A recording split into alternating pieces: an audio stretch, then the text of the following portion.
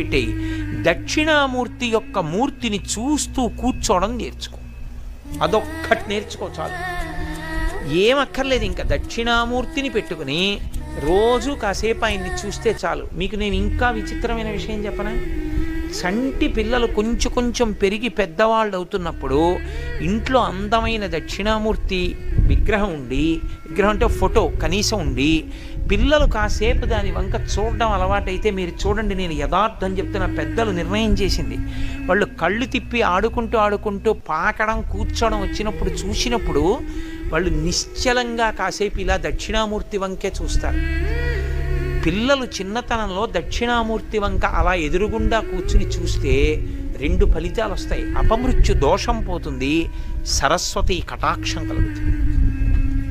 అందుకే అసలు ఇంట దక్షిణామూర్తి ఫోటో లేని ఇల్లు ఉండరాదు.